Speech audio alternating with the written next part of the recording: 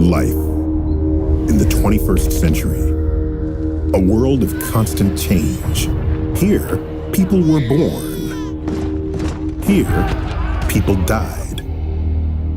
This was considered an inevitable fact of life until people began to ask, what if they didn't have to? What if they could live forever?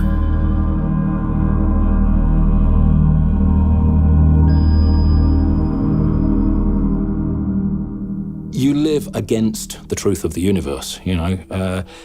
If you have a family, you're aware that your children will someday die, but you don't treat them as dead. You treat them as living creatures that you have to nurture. And I think the same is true of your own life, that you're aware it's finite, you're aware that you'll only have a certain amount of time, but we don't live with it because it's not in the way we're wired to live with that. Every human is born ignorant of death, believing that life has no end. But when you learn the truth, how do you go on? People want to show that they existed, and so they may do that biologically by producing other offspring. They may do it by creating something. I think of death as a disease. I think it's a disease that's possibly curable, and potentially and likely curable. So it's like asking me the question: am I at peace that cancer exists? You know, am I at peace that this disease that killed my father exists? No, I'm not at peace with that. The will to live propelled humans to fight against their inescapable decay. They dreamed of a brighter future, free from their body's limitations.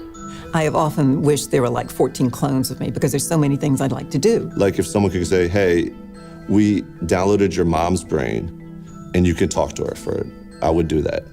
I think that'd be good for people that are mourning a family member's death, to have that around maybe. Maybe at the beginning of life, you would implant a chip in someone's back or cortex that someday can be used to form the brain and personality and the knowledge of that human. If we're able to get that consciousness and upload it, then all this is not me anymore. It's what's up right here.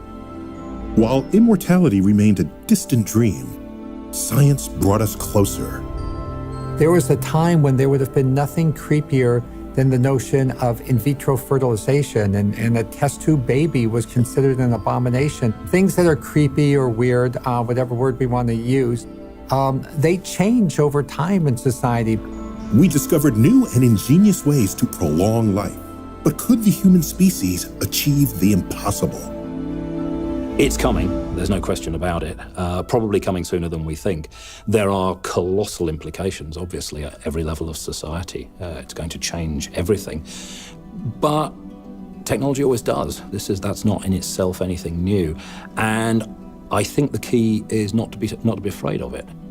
Once we decode the language of the brain and connect that to a machine, then we can capture and store the essence of a person as data.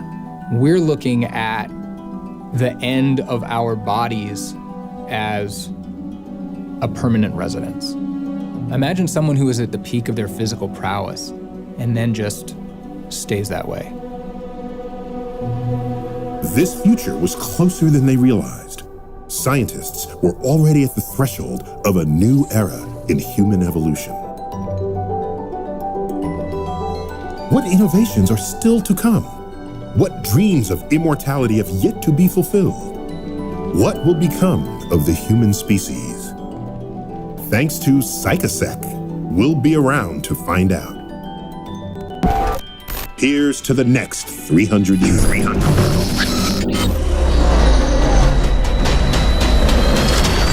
The danger of living too many times. You forget to fear death.